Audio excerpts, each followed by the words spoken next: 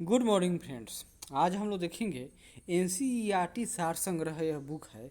इसमें आज हम लोग क्या देखेंगे, तो आज हम लोग इसमें देखेंगे पर्यावरण एवं पारिस्थितिकी यानी इन्वायरमेंट एंड इकोलॉजी। पूरा का पूरा जितना कुछ भी दिया हुआ है इसके बारे में सबका एक ही वीडियो में क्लियर करेंगे। तो बिना देर किए हुए शुरू करते हैं। सबसे पहले यहाँ पर देखिए पारिस्थितिकी यानी इकोलॉजी किनके मध्य पारस्परिक संबंधों का अध्ययन है। तो यह जीव और वातावरण, इन दोनों का पारस्परिक संबंध है, तो क्या कहलाएगा, वह पारिस्थितिकी यानी इकोलॉजी कहलाता है। पर्यावरण के तीन प्रमुख घटक कौन कौन से हैं, तो जैविक संगठन जिसमें जीव जंतु, दूसरा हो जाएगा अजैविक या भौतिक संगठन, और तीसरा होगा ऊर्जा संगठक। तो अजैविक या भौतिक संगठक में कौन कौन आएगा, तो मिट्टी, जल और ऊर्जा, तो सूर्य का प्रकाश, और जीव जंतु में तो आप जानते ही हैं। सर्वप्रथम गहन पारिस्थितिकी यानी डीप इकोलॉजी शब्द का प्रयोग किसने किया था। इसी तरह से हूबहू क्वेश्चन एग्जाम में चले आते हैं, याद कीजिए। ऑर्निनेस, क्या नाम था, ऑर्निनेस। घास स्थल, वन तथा मरुस्थल किस पारिस्थितिकी तंत्र के उदाहरण हैं। तो ये सब स्थलीय पारिस्थितिकी तंत्र के उदाहरण हैं। कौन कौन, घास, वन तथा मरुस्थल। एक पद जो केवल जीव द्वारा ग्रहण किए गए स्थान का ही नहीं बल्कि जीवों के समुदाय में उसकी कार्यात्मक भूमिका का भी वर्णन करता है, उसको क्या कहेंगे, उसको कहेंगे पारिस्थितिकी कर्मता। पारिस्थितिकी कर्मता, इसमें क्या आएगा, इसमें पूरे जीवों के समुदायों में उसकी कार्यात्मक भूमिका, तो हो जाएगी पारिस्थितिकी कर्मता। 10% का नियम किस वैज्ञानिक ने दिया था, तो इनका नाम है, याद कर लीजिए, इनका नाम है रेमंड लिंडमैन। इसमें क्या था, यहाँ देखिए 10% नियम किससे संबंधित है, तो ऊर्जा के खाद्य के रूप में एक पोषी स्तर से दूसरे पोषी स्तर तक पहुँचने से, अर्थात यहाँ पर सूर्य का प्रकाश है। तो अगर यहाँ पर घास, यह मान लेते हैं कि यह 100 किलो घास है, इस 100 किलो घास को अगर बकरी खाएगा तो बकरी की क्या हो जाएगी, तो वह बकरी 10 किलो का हो जाएगी। और 10 किलो की बकरी को अगर कोई शेर खा जाए उसको मात्र उस कितना बेनिफिट होगा, तो 10%, यानी 1 किलो ही उसका वेट बढ़ेगा। यही लिंडमैन का 10% नियम है, यानी ऊर्जा एक पोषक स्तर से दूसरे पोषक स्तर में जाने पर 90% उसकी हानि हो जाती है। धारणीय या अस्थायी विकास यानी सस्टेनेबल डेवलपमेंट की अवधारणा सर्वप्रथम किसने प्रस्तुत की थी, तो उसका नाम था ब्रंटलैंड कमीशन ने। बात कब की है, तो 1987 की बात है। आगे देखिए, सर्वाधिक अस्थायी पारिस्थितिकी तंत्र कौन सा होता है, तो ओशियनिक इकोसिस्टम यानी महासागर पारिस्थितिकी तंत्र। पारितंत्र में खाद्य श्रृंखलाओं के संदर्भ में किस प्रकार के जीव अपघटक यानी डिकम्पोजर कहलाते हैं, तो कौन कौन, तो कवक और जीवाणु, ये सब डिकम्पोजर है यानी अपघटक है। स्थलीय पारिस्थितिकी तंत्र में जीव भार का पिरामिड कैसा होगा, तो जब भी बनेगा तो ऐसा पिरामिड होगा, यानी हमेशा सीधा पिरामिड बनता है।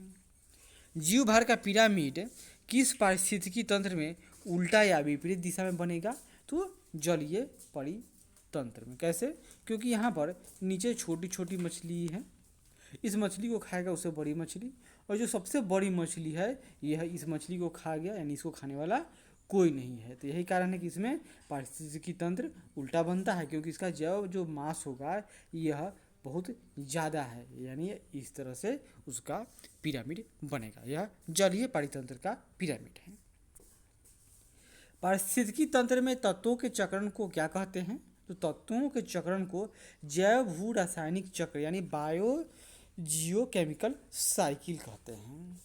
समुद्री वातावरण में कौन सा जीव मुख्यतः प्राथमिक उत्पादक है, उसका नाम क्या होगा, उसका नाम है फाइटोप्लैंक्टन्स। क्या नाम है, फाइटोप्लैंक्टन्स। यह उत्पादक, जहाँ भी उत्पादक आ जाए मतलब कि वह क्लोरोफिल की क्रिया करता होगा, यानी सूर्य से प्रकाश लेगा और उसको ऊर्जा में कन्वर्ट करेगा। पारितंत्र का गतिक हृदय किसे कहा जाता है, तो इसका नाम है ऊर्जा प्रवाह व खनिज चक्र को कहा जाता है।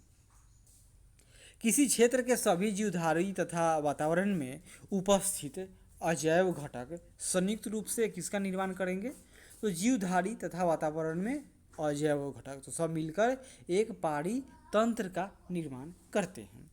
पारिस्थितिकी तंत्र की ऊर्जा का प्रमुख स्रोत किसे माना गया है? तो सौरिक विकिरण यानी सोलर रेडिएशन, यानी सब कुछ जो कुछ भी है वो सब कुछ सूरज की ही देन है। अब यहाँ देखिए, भारत में रामसर आर्द्र भूमियाँ यानी रामसर वेटलैंड कन्वेंशन। रामसर क्या था? तो यह ईरान का एक शहर था जहाँ पर 1971 में एक समझौता हुआ था, जिसके तहत क्या है कि वेटलैंड यानी जहाँ पर पानी का लगाव हो या जो समुद्र में वैसा क्षेत्र जहाँ पर 6 मीटर से कम पानी रहता हो, वैसा क्षेत्र जहाँ पर सालों भर पानी हो, वैसा क्षेत्र जहाँ पर वह मैन मेड भी हो सकता है यानी मानव निर्मित हो या प्राकृतिक हो या कुछ दिन भी पानी लग जाए, तो वो सब आर्द्र भूमि के अंतर्गत आती है। तो भारत में अभी कितना है? तो 37। देख लीजिए, जम्मू कश्मीर में वुलर झील, होकिरा आर्द्र भूमि और सुरिनसर मानेसर झील, ऐसे मतलब वेटलैंड से कहाँ है? तो जम्मू कश्मीर में। और लद्दाख में तो सोमोरीरी झील कहाँ है? तो लद्दाख में है।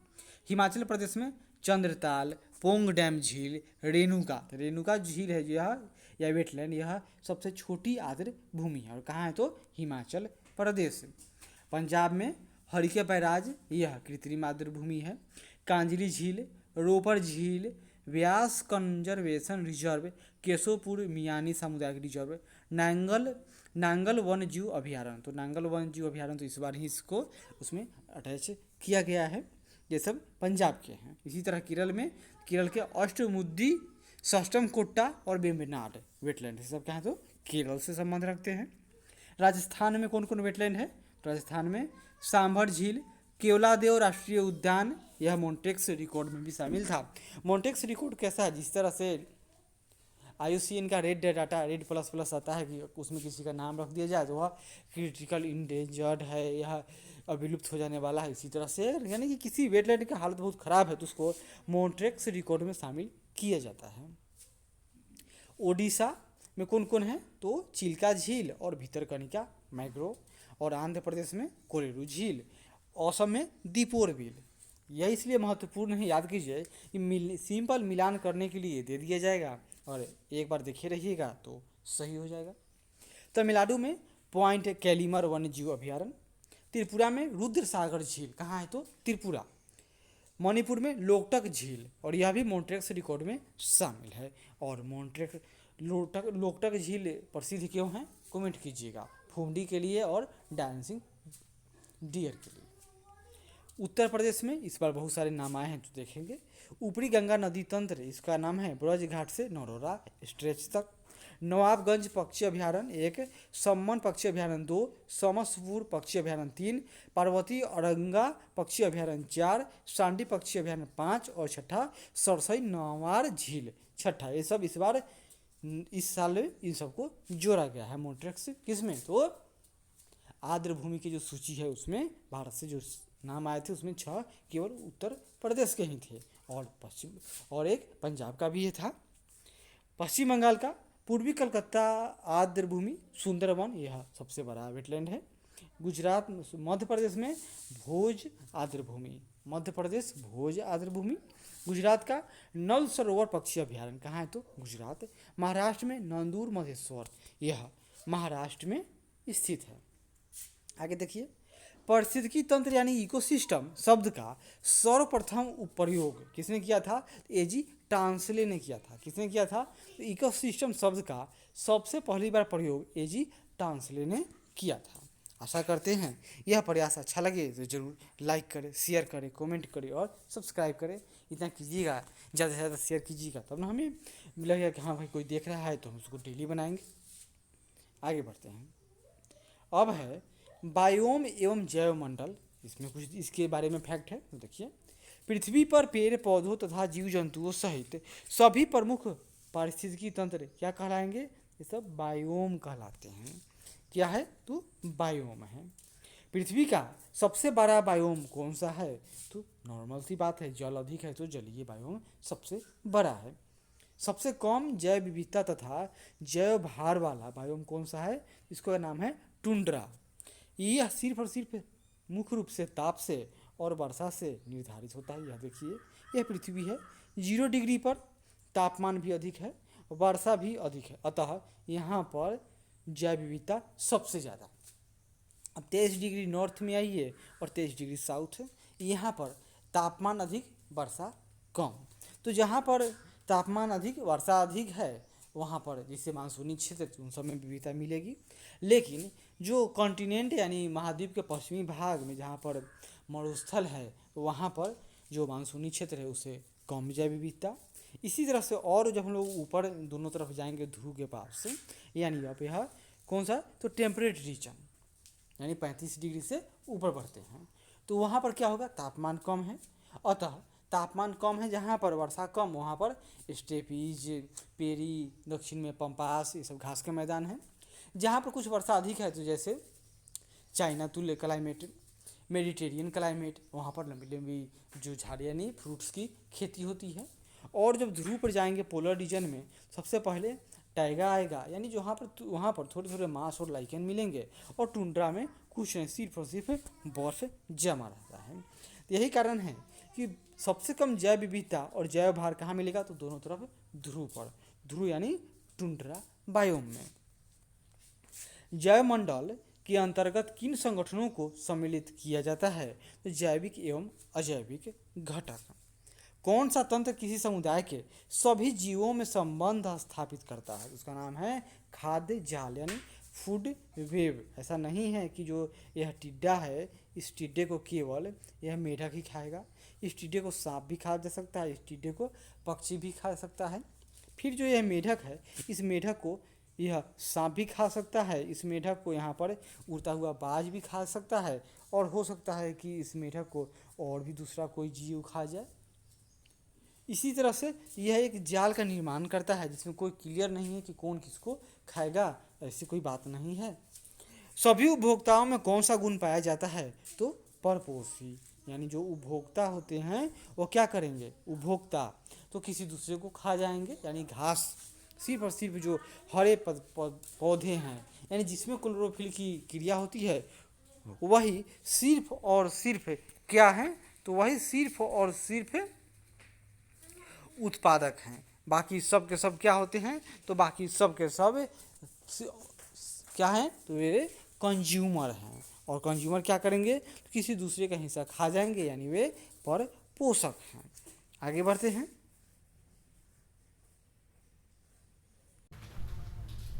वे जातियां जो किसी समुदाय में प्रचुरता तथा जैव भार की अल्पता के बाद भी सामुदायिक अभिलक्षणों पर अपना प्रभाव दर्शाती हैं, उसको क्या कहा जाता है, उसको कहा जाता है की स्टोन प्रजातियां। क्या कहेंगे, तो की स्टोन प्रजातियां। कैसे, क्योंकि यह पावरफुल है। इसके बहुत सारे उदाहरण हैं, जैसे सिंपल सी बात है, यह की स्टोन मतलब क्या, मान लेते हैं कि किसी जंगल में एक बाघ है, तो जंगल क्या होगा, उससे बहुत सारी परियोजनाएं हैं, जंगल सेफ रहेगा, बहुत सारी की बात हैं, तो वह जंगल के लिए क्या हो गया, तो बाघ की स्टोन प्रजाति है। एबोनी तथा महोगनी वृक्ष किन वनों से संबंधित हैं, तो यह उष्णकटिबंधीय सदाबहार वनों से संबंधित है। कौन, तो एबोनी तथा महोगनी वृक्ष। साल, सागौन तथा शीशम किस बायोम के वृक्ष हैं, तो यह मानसूनी वन बायोम के वृक्ष है। कौन, तो मानसूनी वन बायोम के वृक्ष है। किस बायोम की भूमि अम्लीय तथा अल्प खनिज वाली होती है, तो वह शंकुधारी वन। शंकुधारी वन कहाँ मिलेगा, प्रायः जहाँ पर तापमान कम होगा, जहाँ पर बर्फ गिरेगा। विषुवत रेखा से ध्रुवों की ओर जाने पर पारिस्थितिकी उत्पादन पर क्या प्रभाव पड़ता है, तो पहले बढ़ेगा और फिर घटता चला जाता है। यानी कि सबसे अधिक विविधता कहाँ मिलेगा, जहाँ पर अधिक वर्षा, अधिक धूप है, ये यानी मानसूनी क्लाइमेट। किस बायोम में सबसे कम तापांतर पाया जाता है, तो सबसे कम तापांतर अयनवर्ती सदाबहारी वर्षा वन बायोम में सबसे कम तापांतर पाया जाता है। और विषुवत रेखा से ध्रुवों की ओर जाने पर पारिस्थितिकी उत्पादन में क्या प्रभाव पड़ेगा, इनके हिसाब से पहले बढ़ता है फिर घटता है। यानी यह पृथ्वी है, अगर 0 डिग्री, चलिए 0 डिग्री से ज़्यादा 5 डिग्री तक मिल सकता है, मान ले सकते हैं, लेकिन हमें तो सिंपल बात है, जब 0 डिग्री से चलेंगे तो वो तो घटता ही चला जाएगा। आगे बढ़ते हैं। किस बायोम में प्राथमिक उत्पादकता सर्वाधिक होती है तो विषुवतीय वन बायोम में। विश्व का सर्वाधिक विक्षुब्ध पारिस्थितिकी तंत्र कौन सा माना जाता है? याद कर लीजिए, मानसूनी बायोम। यूकेलिप्टस वृक्ष को पारिस्थितिकी शत्रु यानी इको एनिमी कहा जाता है, क्योंकि यह जहाँ पर इसको उगा दीजिए वहाँ पर यह पानी का बहुत अधिक सक्सेशन कर लेता है, यानी सोख लेता है, जिससे उस क्षेत्र में पानी की दिक्कत हो जाती है। और यह ऑस्ट्रेलिया महाद्वीप में बहुतायत में पाया जाता है। सागर जल के नीतल यानी तलहटी में रहने वाले जीवों को कौन सी संज्ञा दी गई है? तो वे हैं बेंथस यानी जहाँ पर सूर्य का प्रकाश कम आए। इसी तरह सागर तल को क्या कहते हैं? बेंथस जोन भी कहते हैं। रेंडियर किस बायोम का जंतु है? तो यह टुंड्रा बायोम का जंतु है। कौन? तो रेंडियर। भारत में वन सर्वेक्षण विभाग द्वारा कब से वन रिपोर्ट का प्रकाशन किया जा रहा है? तो 1987 में। इस बार 2019 में रिपोर्ट की प्रकाशित हुआ था, जिसके हिसाब से क्या है तो भारत में कुल जंगल और जो वनावरण है वह कितना है? तो मात्र 24.51%। 21.67% भारत में जंगल है और 2 ये घटा लीजिए इतना 4% समथिंग इतना क्या है तो वनावरण है। आगे बढ़ते हैं। सबसे अधिक वन भारत में कहाँ है? तो परसेंट वाइज मिजोरम में है और क्षेत्रफल वाइज मध्य प्रदेश में है। आगे बढ़ते हैं। देहरादून स्थित भारतीय वन सर्वेक्षण संस्थान के द्वारा प्रति 2 वर्ष के अंतराल पर भारत वन स्थिति रिपोर्ट प्रकाशित की जाती है, India state of forest report. Llanos तथा कैंपोस घास किस बायोम में पाई जाती है? तो यह उष्णकटिबंधीय घास बायोम में पाई जाती है। कौन सी प्रजाति एक बड़े निवास स्थल पर रहती है तथा सामान्यतः प्रवासी होती है? किसका? तो यह अम्ब्रेला प्रजाति है। कौन सी प्रजाति का? यह अम्ब्रेला प्रजाति, यानी कि यह एक बड़े निवास स्थान पर रहती है तथा सामान्यतः चारों तरफ देख लीजिए तो वह अम्ब्रेला प्रजाति का है। प्राकृतिक वनस्पति का सर्वाधिक विकसित क्षेत्र कौन सा होता है? तो पतझड़ वन। अनुकूलतम बायोम की दशाएं किस बायोम में पाई जाती है? तो अयनवर्ती सदाबहारी वर्षा वन बायोम में। हाथी घास किस बायोम की एक प्रमुख घास है? यह सवाना बायोम की घास है। कहाँ? तो सवाना बायोम में कहाँ देखने को मिलेगा? तो डिस्कवरी में देखते हुए जहाँ पर बहुत सारे जो मैन वर्सेस जो वाइल्ड या जो देखता है वो दिखाई देता होगा, बहुत सारे बिल्डर बीस्ट दौड़ते हैं उसका शिकार करते हुए, जीव जंतुओं, शेर का और चीताओं का। तो क्या है? तो वही है मसाई मारा का क्षेत्र, वही है सवाना बायोम। और वहाँ पर हाथी घास मिलता है। तो ऐसा नहीं है कि हाथी घास कह दिए घास तो छोटा है, नहीं, वह 5-5 मीटर तक ऊंचा हो जाता है, 5 से 10 मीटर तक। समझ सकते हैं कितना ऊंचा होगा। किसी भी बायोम में प्राणियों का जीवन उनकी क्रियाशीलता की तीव्रता तथा उनकी संख्या किस पर निर्भर करती है? तो संरचना, सकल बायोमास एवं जातियों के संगठन पर। विश्व के किस बायोम को प्रमुख अन्न भंडार तथा दुग्ध व्यवसाय का केंद्र कहा गया है? तो यह है शीतोष्ण घास बायोम को। तभी तो उत्तरी अमेरिका में क्या है क्षेत्र? उसका नाम है पेयरिच। दक्षिण अमेरिका में, अर्जेंटीना में पंपास। ये सब क्या है? तो शीत। और यूरोप में चले आइए तो स्टेपी है। इसी तरह दक्षिण अमेरिका में वेल्ड है। ये सब क्या है? तो ये सब दुनिया के प्रमुख अन्न भंडार तथा दुग्ध व्यवसाय के केंद्र हैं। की स्टोन प्रजातियों का संरक्षण करना आवश्यक है। क्यों? क्योंकि पारितंत्र की अन्य प्रजातियां की स्टोन प्रजातियों के प्रति अत्यंत संवेदनशील होती है। की स्टोन प्रजातियों के विलुप्त होने पर अनेक अन्य प्रजातियां भी विलुप्त हो जाती हैं। पौधों की जाति, उनकी संरचना एवं वृद्धि किस पर निर्भर करती है? तो पर्यावरण के भौतिक एवं जैविक कारकों के अंतर संबंध पर निर्भर करती है। पर्णपाती यानी डेसिडिवस फॉरेस्ट किस प्रकार के बायोम में पाए जाते हैं? तो मानसून वन बायोम में पाए जाते हैं। आगे बढ़ते हैं। 2 भिन्न पारिस्थितिकी तंत्रों के मध्य स्थित संक्रमण मंडल यानी ट्रांजिशन जोन। 2 भिन्न पारिस्थितिकी तंत्र, मान लेते हैं कि यह ए है और यह बी है, लेकिन यह बीच का क्षेत्र की बात हो रही है। इसको क्या कहेंगे, इसको कहा जाता है इकोक्लाइन, यानी दो पारिस्थितिकी तंत्रों के मध्य स्थित संक्रमण मंडल क्या कहलाता है, तो इकोक्लाइन कहा जाता है। कहीं कहीं इकोटोन भी मिलेगा। सर्वप्रथम पारिस्थितिकी स्तूप की परिकल्पना किसने की थी, तो उनका नाम था चार्ल्स एल्टन ने। भारत में किस क्षेत्र को पारिस्थितिकी उष्ण स्थल यानी इकोलॉजिकल हॉटस्पॉट की संज्ञा दी जाती है, तो पश्चिमी घाट। भारत में कितने हैं कुल, तो 4।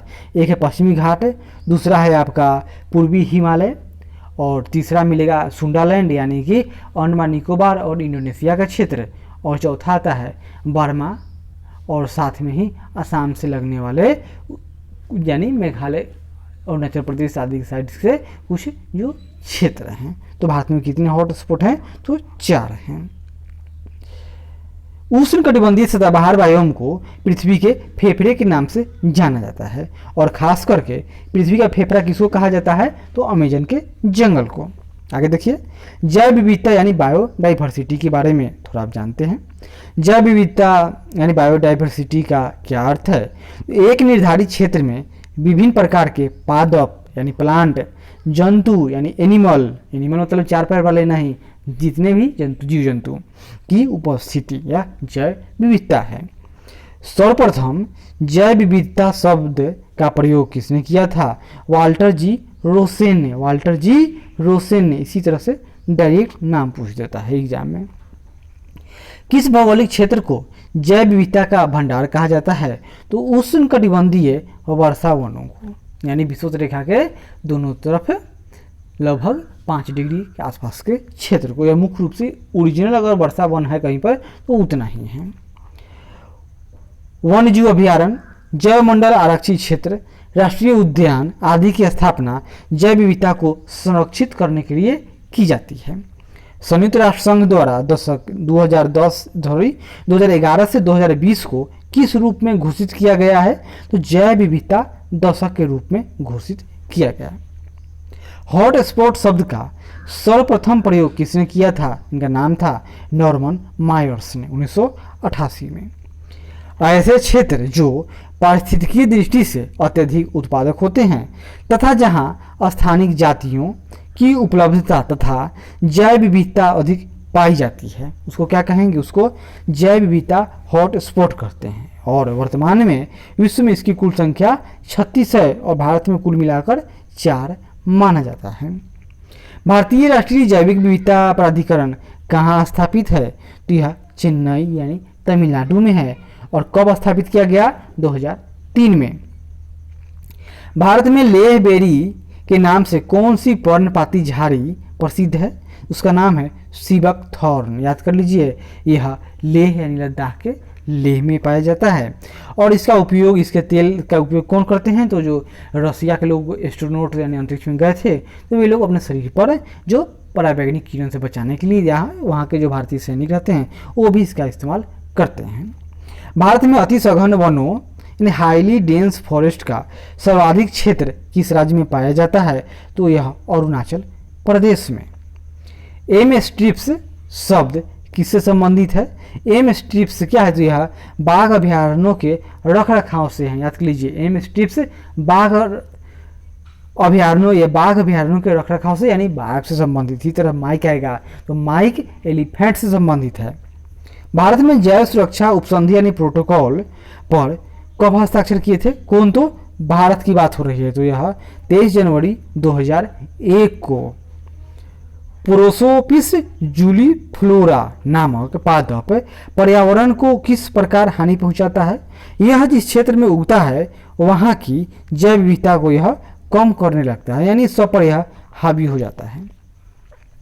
भारत में सिंह पूंछी वानर यानी मैकॉक के प्राकृतिक आवास कहाँ पाए जाते हैं, तो यह तमिलनाडु, केरल एवं कर्नाटक में मुख्यतः पाया जाता है। भारत सरकार द्वारा जैव विविधता अधिनियम कब पारित किया गया था, जैव विविधता अधिनियम 2002 में पारित किया गया था।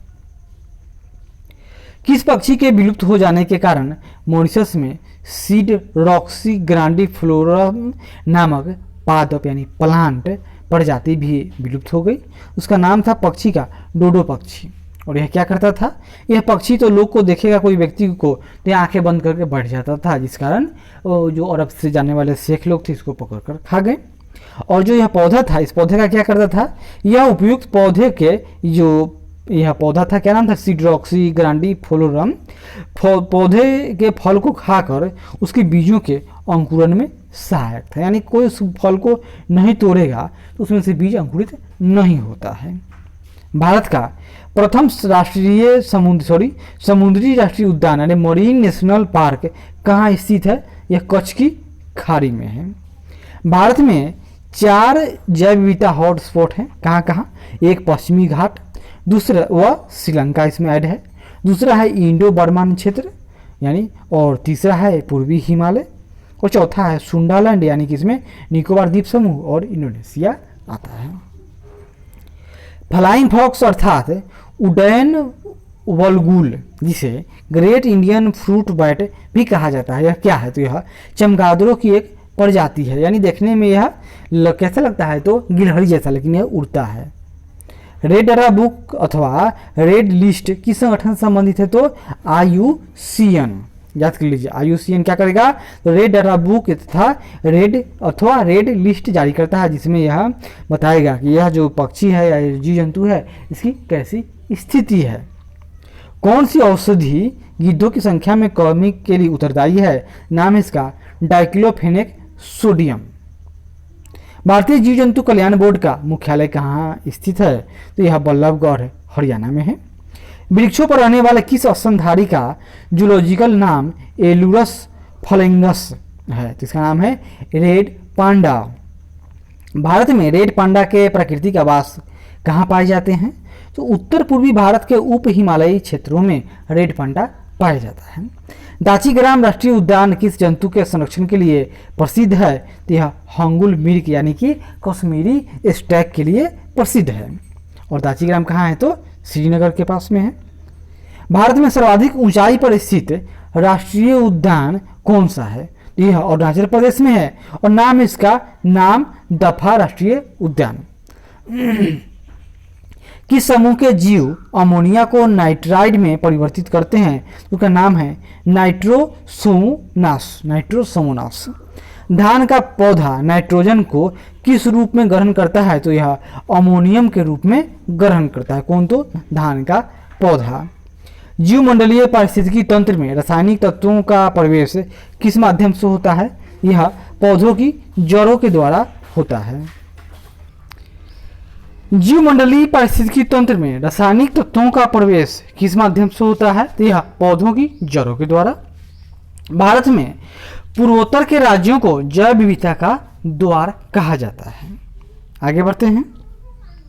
अंडमान और निकोबार द्वीप समूह में स्थित साउथ बटन द्वीप भारत का सबसे छोटा राष्ट्रीय उद्यान है। क्या नाम उसका, साउथ बटन द्वीप। कहाँ है, तो अंडमान और निकोबार द्वीप समूह में है। आगे देखिए, भारत को कितने जैव भौगोलिक क्षेत्रों में विभाजित किया गया है, 10। जब कोई समुदाय अस्थायी, परिपक्व, जटिल तथा दीर्घकालिक होता है तो उसे किस रूप में परिभाषित किया जाता है, तो वह उस समुदाय का चरम समुदाय यानी क्लाइमेक्स पर वह समुदाय अब आ गया है। क्षेत्रफल की दृष्टि से भारत का सबसे बड़ा जैव मंडल आरक्षित क्षेत्र कौन सा है, तो मन्नार की खाड़ी है। किस वृक्ष को कल्प वृक्ष की उपमा प्रदान की गई है, तो नाम है इसका नारियल। भारत में कौन सा राष्ट्रीय उद्यान पक्षियों के स्वर्ग के नाम से प्रसिद्ध है, केवलादेव राष्ट्रीय उद्यान भरतपुर राजस्थान में है। केवलादेव राष्ट्रीय उद्यान से होकर कौन सी नदियां प्रवाहित होती है, तो बाणगंगा व गंभीरी। वनस्पति संरक्षण हेतु स्वस्थानीय पद्धति यानी इन सिटू कंजर्वेशन के अंतर्गत कौन सा स्थल सम्मिलित नहीं होता, यानी इन सिटू और एक्स सिटू। इन सिटू मतलब क्या, कि इसमें होगा कि वहीं पर जैसे कि जो कोई जंगल था पहले से, उसी को हम लोग बाउंड्री बना देंगे, चारों तरफ से सुरक्षित कर देंगे, कोई उसमें अंदर न आए, बस वही विकसित होता रहेगा, वहाँ जो जो जीव जंतु हैं वहीं पर फले फूलेंगे। और एक होता है एक्स-C2 यानी कि वहाँ पर जीव जंतु का हालत अच्छा नहीं है, हम शिकारियों से उसकी मुक्ति नहीं दिला पा रहे हैं, तब क्या होगा, सरकार वहाँ के जीव जंतुओं को ऑर्डर देगी, उसको वहाँ से उठाकर ले जाया जाएगा किसी अलग जगह पर, जैसे वनस्पतिक उद्यान होगा, बोटैनिकल गार्डन होगा पेड़ पौधों के लिए, या जैविक उद्यान होगा, उन सब में उसको बसा दिया जाएगा। क्लियर है? तो वनस्पतिक उद्यान क्या है, तो यह बोटैनिकल गार्डन, तो यह इन सीटू कंजर्वेशन का उदाहरण नहीं है, यह एक्स-C2 का उदाहरण है। कृत्रिम ग्रीन हाउस द्वारा वनस्पतियों का संरक्षण किस विधि के अंतर्गत आता है? उसका नाम है एक्स-C2 यानी बाह्य स्थानिक संरक्षण पद्धति। वर्तमान में भारत में कुल कितने जैव मंडल रिजर्व हैं? तो 18 याद कर लीजिए। कौन कौन 18 देखेंगे हम लोग, यहाँ देखिए। भारत के वन्य जीव अभयारण्य, राष्ट्रीय उद्यान व टाइगर रिजर्व कौन कौन है देखिए। टाइगर रिजर्व कितना है भारत में अभी? लगभग तो 50 याद कर लीजिएगा। जम्मू कश्मीर में राष्ट्रीय उद्यान कौन कौन है? तो दाचीग्राम, सलीम अली व किश्तवाड़, ये सब जम्मू कश्मीर में राष्ट्रीय उद्यान हैं। वहीं लद्दाख में तो हेमिस हाई, यह क्या है? तो लद्दाख में राष्ट्रीय उद्यान है। इसी तरह हरियाणा में, कहाँ? हरियाणा में कालेसर व सुल्तानपुर, यह सब राष्ट्रीय उद्यान के नाम है, यानी नेशनल पार्क। कालेसर और सुल्तानपुर हरियाणा। हिमाचल प्रदेश में great Himalayan national park, Indra Kila, Kheerganga, Pin Ghati, सिमबाल बारा, ये सब कहाँ है? तो हिमाचल प्रदेश में है। उत्तराखंड में जिम कार्बेट, यह भारत का प्रथम राष्ट्रीय उद्यान था, जिसका मान्यता कब मिला था इसको? 1936 में। और हैं गंगोत्री, गोविंद पशु विहार, नंदा देवी, राजाजी और फूलों की घाटी। राजस्थान में तो केवलादेव, रणथंभौर, सरिस्का, मरुस्थलीय, ये नाम ही है, Thar desert national park, Mukundra hills, यह भी राजस्थान में ही स्थित है। गुजरात में गिर वन, जहाँ पर भारत के बब्बर शेर पाए जाते हैं। मरीन, ये कौन है? तो कच्छ की खाड़ी है। ब्लैक बग और वंशजा, ब्लैक बग वंशजा एक ही नाम है। महाराष्ट्र में संजय गांधी बोरीवली, पेंच जवाहर, या इसका दूसरा नाम है जवाहरलाल नेहरू, तदोबा, गुगामल, नौगांव, चंदौली, ये सब महाराष्ट्र में स्थित वन्यजीव अभयारण्य हैं। गोवा में तो गोवा में है आपका महावीर या मुल्लेम। कर्नाटक में राजीव गांधी नागरहोल, कुद्रेमुख, बनेरघट्टा, अंशी, बांदीपुर, ये सब कर्नाटक में क्या है? तो सब वन्यजीव अभयारण्य हैं। आगे बढ़ते हैं। और केरल में, तो केरल में कौन कौन से राष्ट्रीय उद्यान हैं? तो अनायमुद्दी, इराविकुलम, मथिकेट्टन सोला, परामीविकुलम, यह भी 16 है, पेरियार और साइलेंट वैली, ये सब कहाँ है? तो केरल में है। कुछ और देखते हैं। तेलंगाना, तो तेलंगाना में कासु ब्रह्मानंद रेड्डी, महावीर हरिना वनस्थली, मृगावनी, ये पूरा एक ही नाम है, यानी महावीर हरिना वनस्थली मृगावनी, चाहे मृगावनी अलग हो सकता है। तमिलनाडु में इंदिरा गांधी अन्नामलाई, मुद्दुमलाई, पालनी पहाड़ियाँ, गिंडी, मुकुर्थी, मन्नार की खाड़ी, यह सागरीय उद्यान है। आंध्र प्रदेश में राजीव गांधी, या रामेश्वरम में है राजीव गांधी नेशनल पार्क, पापीकोंडा, श्री वेंकटेश्वर, यह सब आंध्र प्रदेश में है। छत्तीसगढ़ में इंद्रावती यानी कुतुरु, कांगेर घाटी नेशनल पार्क, गुरु घासीदास या संजय गांधी नेशनल पार्क, यह छत्तीसगढ़ में है। इसी तरह से उड़ीसा में भीतरकनिका, सिमलीपाल, ये सब कहाँ है? तो उड़ीसा में। पश्चिम बंगाल में बुक्सा, गोरुमारा, न्योरा वैली, सिंह लीला, सुंदरवन और जल्दापारा, ये सब पश्चिम बंगाल के हैं। त्रिपुरा में क्लाउडेड लेपर्ड, बाइसन, या इसका नाम है राजबाड़ी, ये सब त्रिपुरा के नेशनल पार्क हैं। और मिजोरम में मुरलेन, फवंगपुई या नीला पर्वत यानी ब्लू माउंटेन कहाँ है? तो मिजोरम में स्थित है। और ब्लू माउंटेन नेशनल पार्क तो मिजोरम में, और मुरलिन तो मिजोरम में है। और नागालैंड में, तो नागालैंड में एकमात्र नेशनल पार्क क्या नाम है? याद कीजिए, इंटांगी।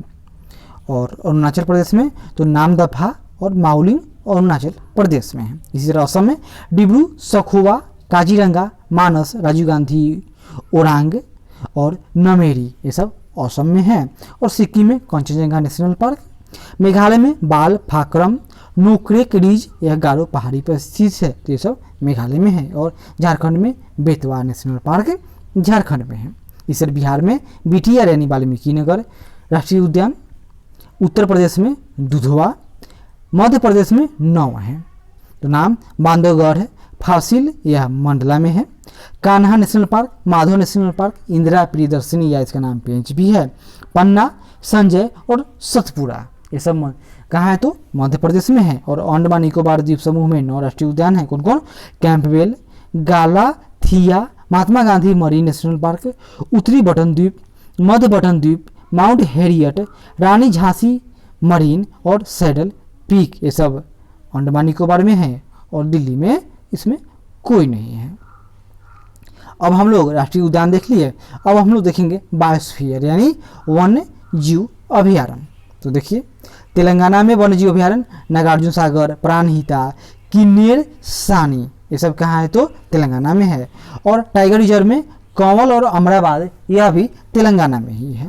और तमिलनाडु में फिर बायोस्फीयर तो कोडाईकनाल, पॉइंट कैलीमार, पुलिकट झील, सत्यमंगलम, कालाकाड, वेदांथगल, वेलानाडु और मुद्दुमलाई ये तमिलनाडु में वन्य जीव अभयारण्य है यानी बायोस्फीयर रिजर्व है।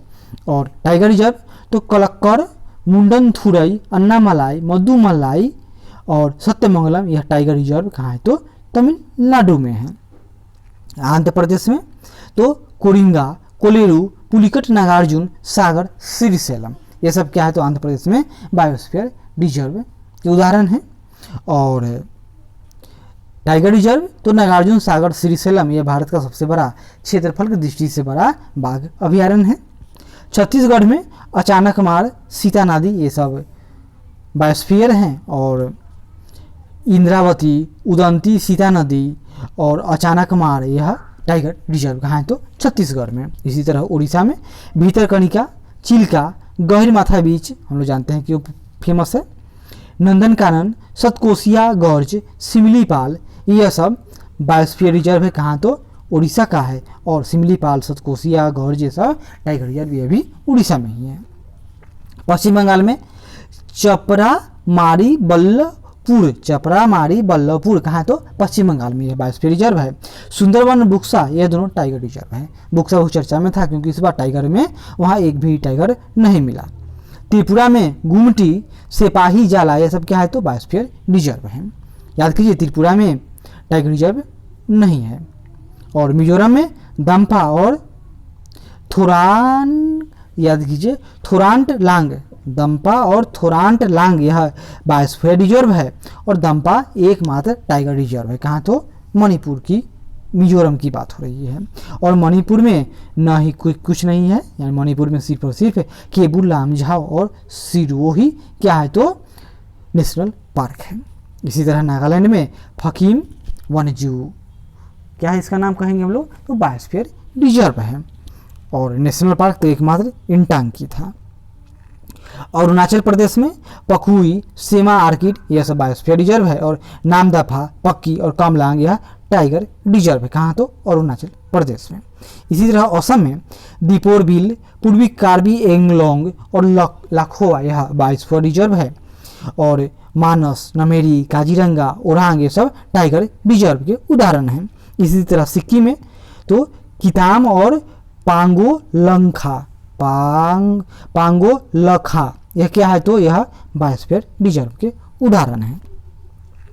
मेघालय में देखिए नोग खैलम, सिजू, बाघमारा या पिचर प्लांट ये सब क्या है तो बायोस्फीयर रिजर्व के कहाँ है तो मेघालय में है। इसी तरह झारखंड में डालमा, गौतम बुद्ध अभयारण्य, हजारीबाग अभयारण्य, पारसनाथ अभयारण्य, पलामू और पोम्प चंची ये सब क्या है तो बायोस्फीयर रिजर्व है। और पलामू एकमात्र टाइगर रिजर्व है।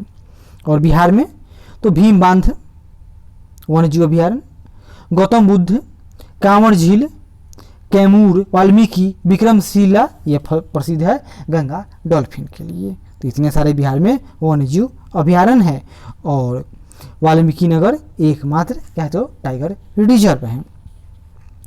उत्तर प्रदेश में एकमात्र नेशनल पार्क दुधवा है और बखीरा, कैमूर, महावीर स्वामी राष्ट्रीय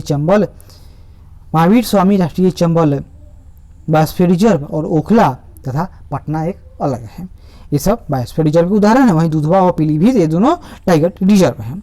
मध्य प्रदेश में बोरी, गांधी सागर, राष्ट्रीय चंबल, पन्ना, रातापानी, सोन घड़ियाल ये सब बायोस्फीयर रिजर्व के उदाहरण है। और आगे देखिए पन्ना, कान्हा, सतपुरा, बांधवगढ़, संजय धुबरी, पेंच ये सब टाइगर रिजर्व के उदाहरण है। कहाँ है तो ये सब तो मध्य प्रदेश में है। अंडमान में टाइगर रिजर्व नहीं है लेकिन बायोस्फीयर रिजर्व देखिए टर्टल द्वीप, बायरन द्वीप, सर्वाधिक 96 वन्यजीव अभ्यारण्य कहाँ है तो अंडमान निकोबार द्वीप समूह में है। और दिल्ली में असोला भट्टी इंदिरा प्रियदर्शनी वन्यजीव अभ्यारण्य कहाँ है तो यह दिल्ली में है। प्रोजेक्ट टाइगर 1993 में शुरू किया गया था, प्रोजेक्ट एलिफेंट 1992 में तथा इंडियन राइनो विजन 2020 ये लक्ष्य है। यह कब आरंभ किया गया था 2005 में। लक्ष्य क्या था, इसका जो जनसंख्या था इसको डबल करना था। अब देखिए यूनेस्को सूची में शामिल जैवमंडल आरक्षित क्षेत्र कितने भारत के 11 हैं। कौन कौन तो नीलगिरी यह पहला है भारत का, यह केरल, तमिलनाडु, कर्नाटक के ट्रांजैक्शन पर है और इसको शामिल होने का वर्ष था तो man and biosphere reserve programme में तो 2000 में शामिल किया गया था। मन्नार की खाड़ी यह तमिलनाडु में है, सुंदरवन पश्चिम बंगाल, नंदा देवी उत्तराखंड, नोकरेक मेघालय, पंचमढ़ी मध्य प्रदेश, सिमलीपाल उड़ीसा, अमरकंटक अचानकमार यह मध्य प्रदेश और छत्तीसगढ़ में है। ग्रेट निकोबार अंडमान निकोबार द्वीप समूह अगस्त मलाई तमिलनाडु में है और कंचनजंगा सबसे लेटेस्ट है, यह सिक्किम में है। भारत में प्रथम जैवमंडल आरक्षित क्षेत्र कहाँ स्थापित किया गया था तो यह नीलगिरी वर्ष 2000 में। कार्टाजेना प्रोटोकॉल किससे संबंधित है तो जैव सुरक्षा समझौता से। किस प्रकार की जैव विविधता का उपयोग प्रजनन कार्यों में किया जाता है तो अनुवांशिक विविधता के लिए।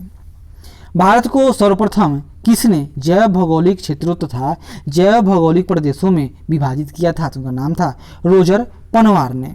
और इबादा क्या है तो यह कछुओं की एक मास नेस्टिंग है जिसमें वे अंडा देते हैं, यानी कछुओं की कुछ प्रजातियों की व्यापक घोंसला प्रक्रिया वह क्या कहलाएगा तो वह अरीबादा कहलाता है। पर्यावरण संरक्षण हेतु 1961 में स्थापित वर्ल्ड वाइड फंड यानी WWF का मुख्यालय कहाँ है तो ओस्लो यानी नॉर्वे में है। किस राज्य में सर्वाधिक राष्ट्रीय पार्क स्थित हैं तो मध्य प्रदेश में है और उतने ही कहाँ है तो अंडमान और निकोबार द्वीप समूह में है। जैव सुरक्षा का कार्टाजेना प्रोटोकॉल किस केंद्रीय मंत्रालय द्वारा क्रियान्वित किया जाता है तो पर्यावरण एवं वन मंत्रालय द्वारा।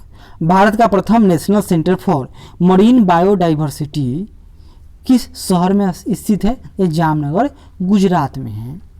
और उड़ने वाली छिपकली जिसे ड्रेको कहा जाता है यह भारत में कहाँ पाई जाती है तो यह पश्चिमी घाट के वनों में। पश्चिमी घाट कहाँ है, यह भारत है, यह पश्चिमी घाट, यह पूर्वी घाट। पश्चिमी घाट लगातार है, पूर्वी घाट कटा फटा है और पश्चिमी घाट और पूर्वी घाट का जो ट्रांजैक्शन है यह कहाँ तो है नीलगिरी है। और इससे आगे एक और पर्वत है उसका नाम है काडेबम की पहाड़ियाँ। क्षेत्रफल की दृष्टि से भारत का सबसे बड़ा टाइगर रिजर्व है नागार्जुन सागर आंध्र प्रदेश में। जिम कार्बेट उत्तराखंड में स्थापित हुआ था 1936 में। भारत का प्रथम राष्ट्रीय उद्यान व प्रोजेक्ट टाइगर के अंतर्गत अधिसूचित प्रथम टाइगर रिजर्व है कौन तो जिम कार्बेट। पहले इसका नाम हेली राष्ट्रीय उद्यान था। विश्व का कौन सा द्वीप केवल पक्षियों के लिए आरक्षित है, नाम इसका कोजिन द्वीप जो सेशल्स में है। भारत में पक्षियों का प्रथम वनारण्य कहाँ स्थापित है तो भारत में पक्षियों के लिए सेपरेट पहला एक स्थल कहेंगे उसको तो वह था वेदांथंगल है कहाँ तो तमिलनाडु में है। भारत का प्रसिद्ध नीलगिरी जीवमंडल आरक्षित क्षेत्र कितने राज्यों में विस्तृत है तो 3 राज्य कर्नाटक, तमिलनाडु व केरल। कान्हा राष्ट्रीय उद्यान किस जंतु के संरक्षण के लिए प्रसिद्ध है तो बारहसिंघा के लिए। और कान्हा कहाँ है तो कान्हा मध्य प्रदेश में है, कमेंट कीजिएगा मैं अगर गलत हूँ तो। भारत का प्रसिद्ध फूलों की घाटी वाला राष्ट्रीय उद्यान क्षेत्र किन पर्वतारोहियों ने खोजा था? तो नाम था इनका फ्रैंक स्माइथ और होल्ड्सवर्थ ने। किसे गंगा के टाइगर की उपमा दी जाती है? नाम है इसका डॉल्फिन को। कुछ पक्षी अभयारण्य और उससे संबंधित राज्य, जैसे घाना पक्षी विहार, ये भरतपुर राजस्थान में है। रंगन थिट्टू पक्षी विहार, यह मांड्या कर्नाटक में है। वेदाथंगल पक्षी विहार, कांचीपुरम तमिलनाडु में है। नीलापट्टू पक्षी विहार, यह नेल्लौर आंध्र प्रदेश में है। सुल्तानपुर पक्षी विहार, यह गुरुग्राम हरियाणा में है। सलीम अली पक्षी विहार, चिराओ मांडवी नदी के पास गोवा में है। कौंडिन्या पक्षी विहार, यह चित्तूर आंध्र प्रदेश में है। चिल्का झील पक्षी विहार, यह पुरी के पास उड़ीसा में है। और कुमाराकोम पक्षी विहार या वेम्बनाथ पक्षी विहार, यह कोट्टायम केरल में है। यूनेस्को ने वर्ष 1971 में अंतर सरकारी वैज्ञानिक कार्यक्रम के रूप में मानव एवं जैव मंडल यानी मैब मैन एंड बायोस्फीयर कार्यक्रम आरंभ किया था। अब हम लोग कुछ जलवायु परिवर्तन यानी क्लाइमेट चेंज के बारे में जानेंगे। तो देखते हैं जलवायु परिवर्तन के प्रमुख कारण क्या है। तो ग्रीन हाउस गैस, जिससे तापमान बढ़ रहा है। ओजोन परत का क्षरण, जिससे क्या होगा, ईवी किरणें डायरेक्ट पृथ्वी पर आकर टकराएगी और यहाँ के पर जीव जंतुओं या प्लांट का क्षरण करेगी, जिससे यहाँ वातावरण बदल जाएगा और मानव के द्वारा मानव गतिविधियों से प्रदूषण हो रहा है। ग्रीन हाउस गैसों यानी जीएचजी की संकल्पना किसने प्रस्तुत की थी? जोसेफ फोरियर ने। किसी गैस का वैश्विक तापन विभव यानी ग्लोबल वार्मिंग पोटेंशियल किन बातों पर निर्भर करता है? उस गैस के अणुओं की दक्षता एवं उस गैस के वायुमंडलीय जीवन काल पर, कि वह गैस कितना दिन तक जिएगा और जो उसका अणु है वह कितना दक्ष है अपने जैसा दूसरा अणु बनाने में। प्राकृतिक रूप से पाई जाने वाली ग्रीन हाउस गैस कौन सी है जो सर्वाधिक ग्रीन हाउस प्रभाव उत्पन्न करती है? तो वह है जलवाष्प यानी वाटर वेपर, लेकिन इसको नहीं काउंट किया जाता है क्योंकि इसका जीवन काल बहुत ही कम है और यह वायुमंडल के लिए लाभदायक है। वर्ष 2015 के पेरिस समझौते में ग्रीन हाउस गैस के उत्सर्जन को सीमित करने का लक्ष्य रखा गया है।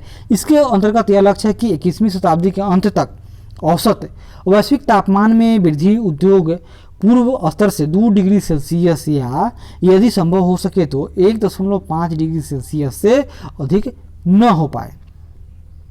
क्योटो प्रोटोकॉल किस वर्ष से प्रभावी हुआ था? तो वर्ष 2005 से।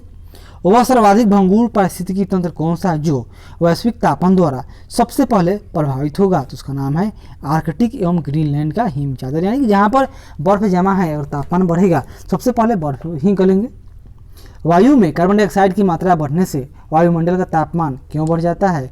क्योंकि कार्बन डाइऑक्साइड सौर विकिरण के अवरक्त अंश को अवशोषित कर लेता है। यानी कि कार्बन डाइऑक्साइड क्या है? यह पृथ्वी है, यह पृथ्वी के ऊपर एक चादर है। यह सूरज से आने वाले की विकिरण को यह आने तो देता है क्योंकि वह शॉर्ट वेव है, लेकिन जब पार्थिव विकिरण होता है शाम को जब पृथ्वी से, तो यह लॉन्ग वेव में इसको यह कुछ देर तक होल्ड कर देता है, जिससे पृथ्वी का चादर यह गर्म हो जाता है। और पृथ्वी गर्म होगा तो नॉर्मल सी बात है, बर्फ है वह पिघलेगी।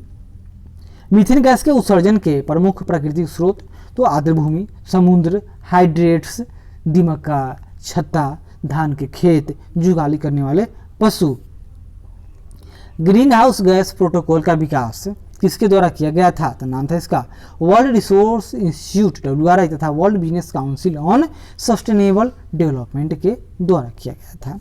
विश्व के तापमानों पर आंकड़े प्राप्त करने के लिए वैश्विक वायुमंडल निगरानी स्टेशन कहाँ स्थापित किए गए हैं?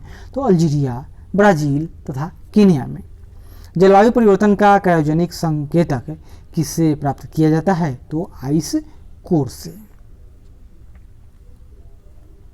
आगे बढ़ते हैं। हिम तत्व या आइस कोर किसी ग्लेशियर या बर्फ की चादर को छेद कर प्राप्त किया गया एक बेलनाकार नमूना होता है। यानी कोई यहाँ पर बर्फ का टुकड़ा है, क्षेत्र है पूरा, अगर हम लोग को उसका नमूना चाहिए, ऐसा थोड़ी कि हम लोग ऊपर का ही पर्दा उठा लेंगे, ना उठाएंगे।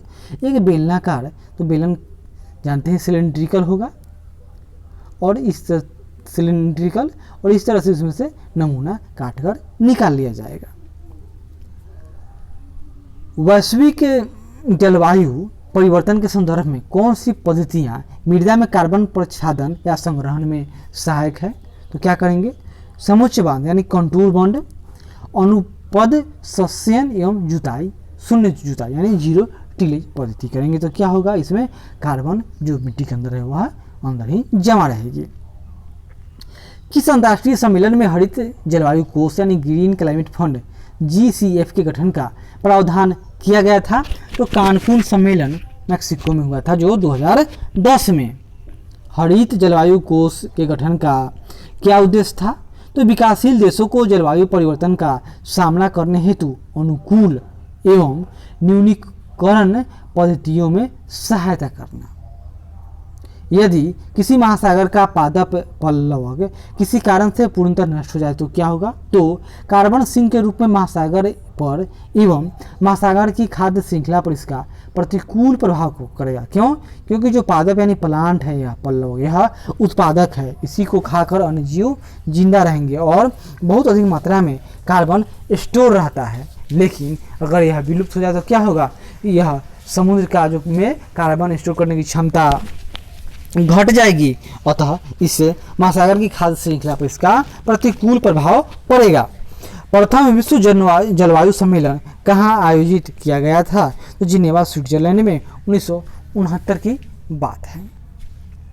कौन सी घटनाएं वैश्विक तापन यानी ग्लोबल वार्मिंग के प्रभाव को दर्शाती है? तो यह हिमानी का पिघलना, सागरीय तल में उत्थान, मौसमी दशाओं में परिवर्तन, वैश्विक तापमान में वृद्धि आदि ये सब ग्लोबल वार्मिंग के प्रभाव हैं।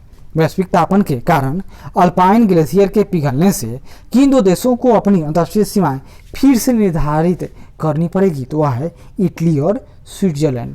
वहाँ पर भारत और चीन न हुए, नहीं तो अब तक युद्ध हो ही गया होता। ऊर्जा की बचत कर पृथ्वी को सुरक्षित रखने के उद्देश्य से प्रत्येक वर्ष मार्च के अंतिम शनिवार को पृथ्वी काल यानी अर्थ आवर मनाया जाता है। इस समय क्या होगा? तो इस समय लगभग आधे घंटे के लिए यानी 8:30 से 9 बजे के बीच बत्तियां बुझा दी जाती हैं। और वर्ष 2020 में 28 मार्च को पूरे विश्व में अर्थ आवर मनाया गया था। इसमें 127 देशों के 7,000 से अधिक देशों ने भाग लिया था। यह पहले ऑस्ट्रेलिया के सिडनी से आरंभ हुआ था। ग्रीन ग्रुप यानी world wide fund for nature WWF द्वारा आयोजित यह अर्थ आवर का 14वां संस्करण था। इसका विषय या थीम इस पर क्या था? तो जलवायु परिवर्तन यानी क्लाइमेट चेंज था। भारत ने क्योटो प्रोटोकॉल की द्वितीय प्रतिबद्धता अवधि पर अपनी सहमति कब प्रदान की थी? तो 8 अगस्त 2017 को। IPCC यानी inter governmental panel on climate change की पहली रिपोर्ट कब प्रकाशित की गई थी? तो 1990 की बात है। भूटान क्या है? यह एक कार्बन निगेटिव देश है, अर्थात यह प्रति वर्ष वायुमंडल से 6 मिलियन टन कार्बन अवशोषित कर रहा है। यानी पूरी दुनिया में सारे देश कार्बन डाइऑक्साइड को फैलाने में लगे हैं, तो भूटान उनको एब्जॉर्ब करने में लगा हुआ है, इसलिए महत्वपूर्ण है। ओजोन परत क्षरण एवं प्रदूषण यानी ozone layer depletion and pollution के बारे में अब हम लोग जानेंगे। तो देखते हैं ओजोन परत वायुमंडल के चल रहा है। ओजोन परत वायुमंडल के किस स्तर में स्थिर होती है? तो यह समताप मंडल, यह पृथ्वी है। पृथ्वी के ऊपर इसी तरह से मिलेगा। इसका क्या नाम है? यह है स्ट्रेटोस्फीयर, यह ट्रोपोस्फीयर, यानी इसको क्या कहेंगे? क्षोभ मंडल।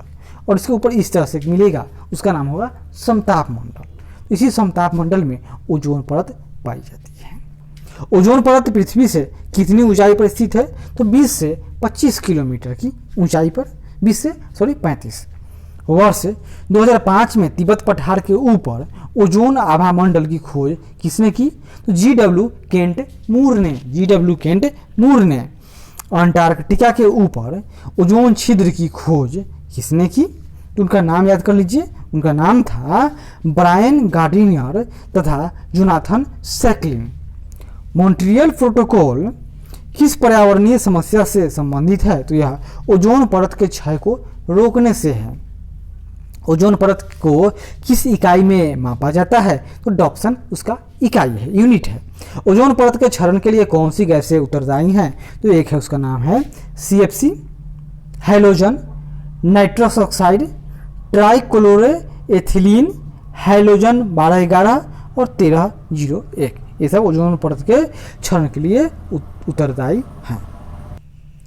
ऐसे पदार्थ जो ओजोन की परत को कम से कम हानि पहुंचाते हैं उसको क्या कहेंगे?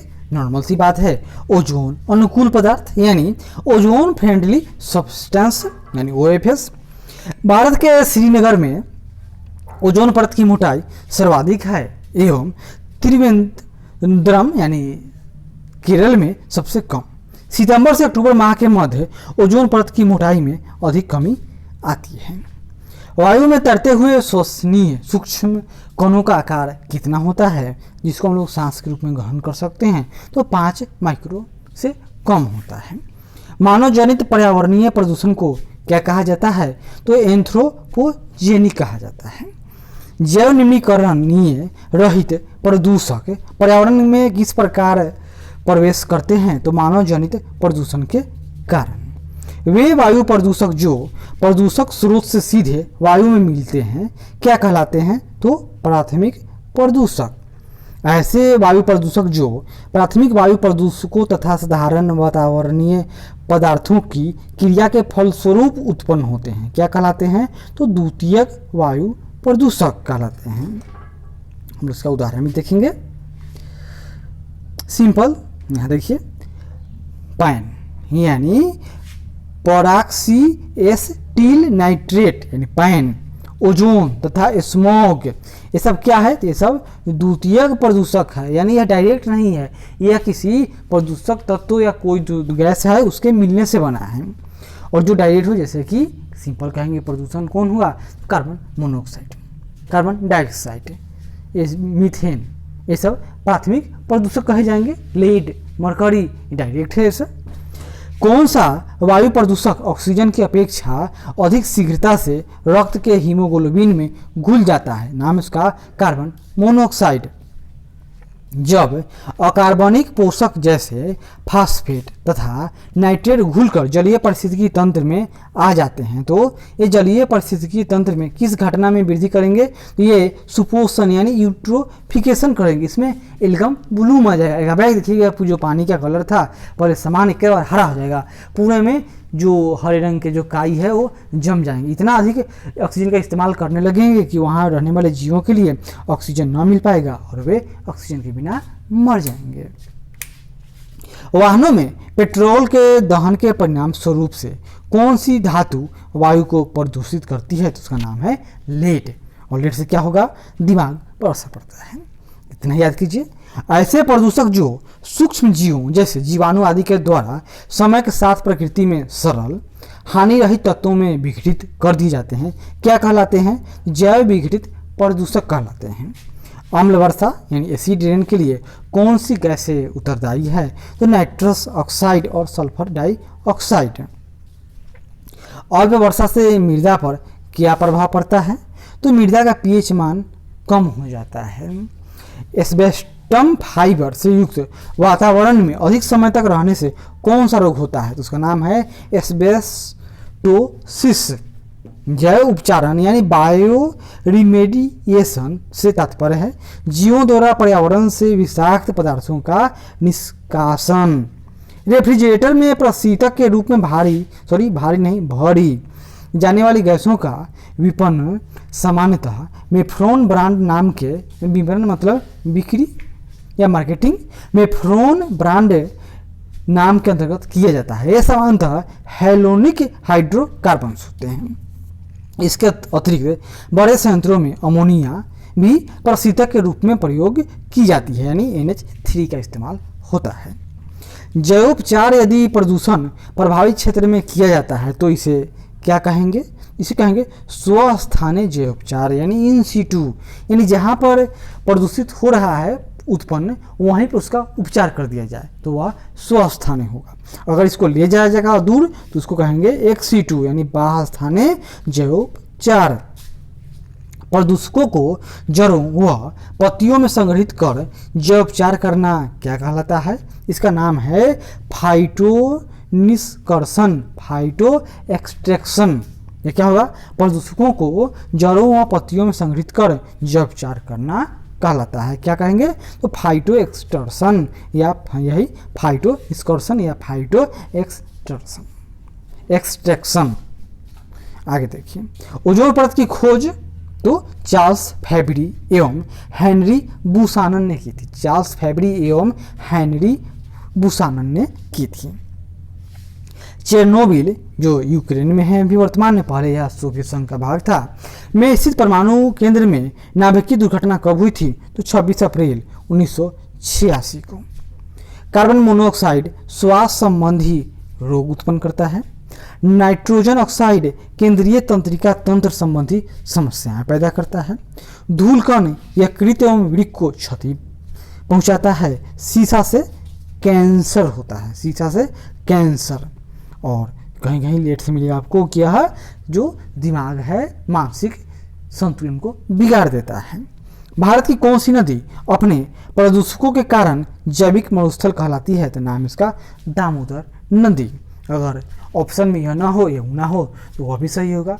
अगर ऑप्शन में यह भी ना हो, स्वर्ण रेखा हो, तो वह भी सही होगा। लेकिन अगर दामोदर हो तो सबसे पहले दामोदर लगाएंगे। पेयजल में नाइट्रेट की मात्रा अधिक होने से बच्चों में कौन सा रोग हो जाता है? उसका नाम है ब्लू बेबी सिंड्रोम अर्थात मिथाइनोग्लोबोनिया। मिथाइनोग्लोबोनिया इसमें क्या होगा? तो बच्चे में क्या करेगा कि बच्चे की जो माँ है वह क्या कि तो नाइट्रेट युक्त पानी पिएगी तो उसका बच्चा ऐसा ही पैदा होगा। सिगरेट के धुएं में कौन से प्रमुख प्रदूषक पाए जाते हैं? नाम है कार्बन मोनोऑक्साइड व बेंजीन। ग्रीन मफलर किस पर्यावरणीय समस्या से संबंधित है? यह ध्वनि प्रदूषण से संबंधित है। अधूरे प्रज्वलन के कारण कार से कौन सी गैस बाहर निकलती है? कार या कोई वाहन से? तो कार्बन मोनोऑक्साइड। पॉलीथीन की थैलियों को नष्ट क्यों नहीं किया जा सकता? क्योंकि पॉलीमर से निर्मित होने के कारण यह अजैव निम्नकरणीय है। यानी जो प्लास्टिक है यही कारण है कि प्लास्टिक का फिर से उसका नाश नहीं किया जा सकता है। भोपाल गैस त्रासदी में यूनियन कार्बाइड फैक्ट्री में से किस गैस का रिसाव हुआ था? तो मिसाइल आइसोसाइनाइड यानी MIC गैस। इंसिनरेटर्स का प्रयोग किस लिए किया जाता है? तो कूड़े कचरे को जलाने के लिए। भारत में जल प्रदूषण निवारण तथा नियंत्रण अधिनियम किस वर्ष लागू किया गया था? तो 1974 में। कौन सा ईंधन न्यूनतम वायु प्रदूषण करता है? तो हाइड्रोजन। और सौर से ला जाए तो जीरो। सुपरसोनिक जेट विमानों से निकलने वाली कौन सी गैस ओजोन परत को क्षति पहुंचाती है? तो नाइट्रोजन ऑक्साइड। पार्थेनियम यानी कि गाजर घास जो अमेरिका से गिफ्ट में मिल गया था भारत को, भारत सरकार ने मांगा गेहूं, बदले में वो लोग मतलब कि कैसा भी गेहूं दे दिए। तो पार्थेनियम या गाजर घास के परागण कणों से कौन सा रोग होता है? तो चर्म रोग एवं दमा। लाइकेंस किस प्रकार के प्रदूषण के सबसे अच्छे संकेतक हैं? तो ये वायु प्रदूषण के हैं। नाभिकीय ऊर्जा के उपयोग से किस प्रकार का प्रदूषण होता है? तो ऊष्मीय प्रदूषण यानी थर्मल पोल्यूशन होता है। आगे बढ़ते हैं।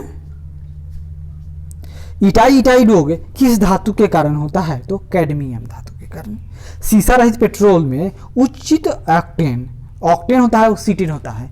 तो ऑक्टेन मान यह पेट्रोल का जो पावर है उसको बताने के लिए होता है, इस पेट्रोल में कितनी दहन शक्ति है। और डीजल के लिए तो उसको कहते हैं सीटेन नंबर। तो पेट्रोल में उचित ऑक्टेन मान प्राप्त करने के लिए क्या मिलाया जाता है? पहले शीशा था लेकिन अब उसको नहीं मिलाया जाता। तो अब बेंजीन, टालयून और जाइलिन मिला दिया जाता है। बेंजीन के कारण कौन सा रोग होने की संभावना होती है? तो रक्त कैंसर। सिलिकोसिस एवं एस्बेस्टोसिस नामक रोग किस प्रकार के धूल कणों से होते हैं? तो यह सिलिका तथा एस्बेस्टस युक्त धूल कणों से। भूमिगत जल को प्रदूषित करने वाले प्रमुख प्रदूषक तत्व कौन से हैं? तो आर्सेनिक तथा फ्लोराइड हैं। कोयला उद्योग में संलग्न व्यक्तियों को सामान्यतः कौन सा रोग हो जाता है? तो उनका नाम है न्यूमोकोनियासिस रोग हो जाता है। क्या नाम है? न्यूमोकोनियासिस रोग हो जाता है। इसमें पी साइलेंट है। भारत में प्रायः सभी अपमार्जकों, यानी अपमार्जक मतलब क्या जानते हैं, उसका अर्थ होता है सर्फ है। अपमार्जकों में किस पदार्थ की अधिकता होती है, तो फॉस्फेट। और फॉस्फेट से क्या होता है, यह यूट्रोफिकेशन के लिए जिम्मेवार है। किस उद्योग में संलग्न लोगों में बिसिनोसिस रोग से ग्रस्त हो जाने का जोखिम रहता है, तो कपड़ा उद्योग। जल में कार्बनिक यौगिकों का मापन सामान्यतः किस पद्धति से किया जाता है, क्रोमैटोग्राफी से। ब्लैक फुट नामक रोग किस कारण होता है, पेयजल में आर्सेनिक की अधिकता के कारण। किस पादप को जलीय विषाक्त पदार्थों के अवशोषक के रूप में जाना जाता है, नाम है जलकुंभी। ग्लोबल वार्मिंग के फलस्वरूप जलवायु में होने वाले परिवर्तन का मापन कैसे किया जाता है, रेडियो सक्रिय फोर्सिंग के द्वारा। जीरोडर्मा पिगमेंटोसस नामक रोग किस प्रकार के विकिरण के प्रति संवेदनशील व्यक्तियों को होता है, तो पराबैंगनी विकिरण से। यहाँ देखिए कुछ प्रदूषक के नाम हैं और अंग हैं। एस्बेस्टस धूल यह फेफड़े को प्रभावित करेगा, सीसा मस्तिष्क को प्रभावित करेगा, पारा उदर यानी पेट में समस्या को उत्पन्न करेगा, कार्बन मोनोऑक्साइड यह रक्त वाहिकाएं में जाकर रक्त में से क्या करेगा, तो ऑक्सीजन को बाहर निकाल देगा। इंडोर वायु प्रदूषण की सर्वाधिक महत्वपूर्ण प्रदूषक रेडॉन गैस है। इससे फेफड़े का कैंसर एवं रक्त कैंसर होता है। आगे देखते हैं पर्यावरणीय संस्थाएं एवं संगठन। पहला है संगठन, इसका नाम देखिए संयुक्त राष्ट्र संघ। क्या सॉरी, संयुक्त राष्ट्र पर्यावरण कार्यक्रम यानी यूनाइटेड नेशंस इन्वायरमेंट प्रोग्राम। इसकी स्थापना 1972 में हुई थी और इसके सदस्य 193 हैं। मुख्यालय नैरोबी यानी केन्या में है। और इसका उद्देश्य क्या है, तो इसका उद्देश्य है वैश्विक, क्षेत्रीय एवं राष्ट्रीय पर्यावरण परिस्थितियों एवं प्रवृत्तियों का आकलन करना एवं राष्ट्रीय पर्यावरणीय उपकरण विकसित करना है। यानी पर्यावरण के लिए यह कदम उठाएगा और काम करेगा।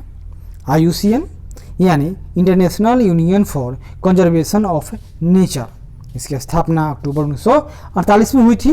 इसका मुख्यालय गलांड यानी स्विट्जरलैंड में है और सदस्य इसके 1300 लगभग सदस्य हैं। और यह प्रकृति संरक्षण तथा प्राकृतिक संसाधनों के सतत उपयोग के क्षेत्र में कार्य करता है।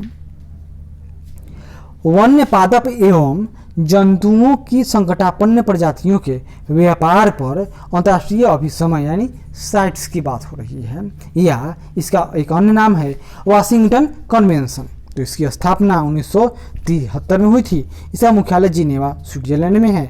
इसमें देश 183 हैं। देश तो कभी कोई न पूछता है, हाँ हेड क्वार्टर आ जाता है। इसका भी उद्देश्य देख लीजिए, यह सुनिश्चित करता है कि वन्यजीवों एवं पादपों का अंतर्राष्ट्रीय व्यापार उनकी अंतर्जीविता यानी सर्वाइवल के लिए संकट उत्पन्न न करे। वन्य जंतुओं की प्रवासी प्रजातियों के संरक्षण पर अभिसमय, इसका नाम क्या है, इसका जो वन्य जातियों के प्रवासी प्रजातियों, इसी का कन्वेंशन कहाँ हुआ था, इस बार गांधीनगर में हुआ था। तो इसकी स्थापना 1979 में और इसका मुख्यालय बॉन जर्मनी में है। यह अभिसमय प्रवासी पशु पक्षियों के संरक्षण के लिए वैश्विक मंच प्रदान करता है। विश्व वन्यजीव कोष यानी WWF यानी world wide fund for nature, स्थापना 1961 में और इसका मुख्यालय ग्लांड स्विट्जरलैंड में है। और यह पर्यावरण संरक्षण, इन्वायरमेंट कंजर्वेशन, शोध यानी रिसर्च एवं पुनर्स्थापना यानी रीएस्टोरेशन के लिए कार्य करता है। बर्ड लाइफ इंटरनेशनल, इसका स्थापना कब हुआ था, वर्ष 1922 में। मुख्यालय कैम्ब्रिज यूके में है। यह पक्षियों एवं उनके आवासों का संरक्षण करके वैश्विक जैव विविधता का संरक्षण करता है। कौन, तो इसका नाम एक बार और से देख लेते हैं। तो नाम है इसका बर्ड लाइफ इंटरनेशनल, मुख्यालय कैम्ब्रिज में है। वर्ल्ड इंस्टीट्यूट, इसकी स्थापना 1974 में और मुख्यालय वाशिंगटन DC में है। काम इसका उद्देश्य पौष्टिक भोजन एवं नवीकरणीय ऊर्जा का सार्वभौमिक पहुंच सुनिश्चित करना है। ग्रीन पीस, इसका मुख्यालय कहाँ है तो एम्स्टर्डम नीदरलैंड में है मुख्यालय, और वर्ष स्थापना कब हुआ था 1971 में। और यह वैश्विक पर्यावरणीय मुद्दों जैसे जलवायु परिवर्तन, निवर्णीकरण, आनुवांशिक अभियांत्रिकी आदि पर ध्यान केंद्रित करता है। वेटलैंड्स इंटरनेशनल, इसकी स्थापना 1995 में, मुख्यालय इसका है वेजनिंजन नीदरलैंड में है। वेटलैंड इंटरनेशनल मुख्यालय नीदरलैंड के वेजनिंजन में है, और इसका काम वेटलैंड यानी यह आर्द्र भूमियों के संरक्षण को रोकने एवं नष्ट आर्द्र भूमियों को पुनः पूर्वावस्था में लाने के लिए कार्य करता है। रोटरडम कन्वेंशन, इसका स्थापना कब हुआ 1998 में, और यह रोटरडम नीदरलैंड में भी है, और इसका उद्देश्य मानव स्वास्थ्य एवं पर्यावरण को हानिकारक प्रभाव से सुरक्षा हेतु पक्षकार राष्ट्रों के मध्य हानिकारक अपशिष्टों के अंतर्राष्ट्रीय संबंध में व्यापार पर सहकारी प्रयासों पर बल देना।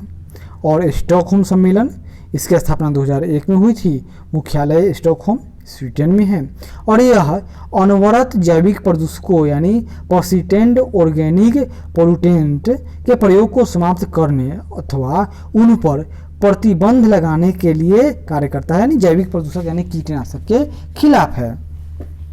आगे देखते हैं, एक बार इसको रिवीजन कर लेते हैं। संयुक्त राष्ट्र पर्यावरण कार्यक्रम, इसका मुख्यालय कहाँ है, केन्या नैरोबी में। IUCN, इसका मुख्यालय ग्लैंड स्विट्जरलैंड में है। साइट्स यानी वन्य पादप एवं जंतुओं की संकटपन्न प्रजातियों के व्यापार पर अंतर्राष्ट्रीय अभिसमय या वाशिंगटन कन्वेंशन, इसका मुख्यालय जिनेवा स्विट्जरलैंड में है। वन्य जंतुओं की प्रवासी प्रजातियों के संरक्षण पर अभिसमय, इसका मुख्यालय बर्न जर्मनी में है, इस बार यह गांधीनगर में हुआ था। विश्व वन्यजीव कोष, इसका मुख्यालय ग्लैंड स्विट्जरलैंड में है। बर्ड लाइफ इंटरनेशनल, इसका मुख्यालय कैम्ब्रिज यूके में है। वर्ल्ड इंस्टीट्यूट, इसका मुख्यालय वाशिंगटन DC यानी अमेरिका में है। ग्रीन पीस, इसका मुख्यालय एम्स्टर्डम नीदरलैंड में है। वेटलैंड इंटरनेशनल, इसका मुख्यालय वेजनिंजन नीदरलैंड में है। रोटरडम कन्वेंशन, यह क्या है तो यह मानव के और स्वास्थ्य और पर्यावरण के खिलाफ जो हानिकारक प्रभाव जो अपशिष्ट है उसके खिलाफ है रोटरडम कन्वेंशन, और यह मुख्यालय रोटरडम नीदरलैंड में है। स्टॉकहोम, यह पोल्यूटेंट के खिलाफ है, यानी जो जैविक जैसे कीटनाशक का उपयोग होता है उसके खिलाफ है यह, और इसका मुख्यालय स्टॉकहोम स्विट्जरलैंड में है। अब कुछ एक्स्ट्रा है। पग मार्क तकनीक का प्रयोग किस लिए किया जाता है, यह वन्य जंतुओं की संख्या के आकलन के लिए किया जाता है। जैसे कि बाघ है तो उसका एक पंजा है, हम लोग पंजा को गिन लेंगे, 1 2 3 4 5 देख लेंगे कि भाई कितना बाघ है। एजेंडा 21 का संबंध किससे है, सतत विकास से है, यानी रियो डी जेनेरियो के पृथ्वी सम्मेलन 1992 में यह अस्तित्व में आया था। इको मार्क क्या है, पर्यावरण अनुकूल उत्पादों को भारतीय मानक ब्यूरो द्वारा प्रदान किया गया प्रमाणन चिन्ह है। कौन तो इको मार्क। ग्लोबल 500 पुरस्कार किस क्षेत्र में विशेष उपलब्धियों हेतु प्रदान किया जाता है, तो पर्यावरण संरक्षण के क्षेत्र में। ग्लोबल 500 पुरस्कार वर्ष 1987 में संयुक्त राष्ट्र पर्यावरण कार्यक्रम UNEP द्वारा स्थापित किया गया था।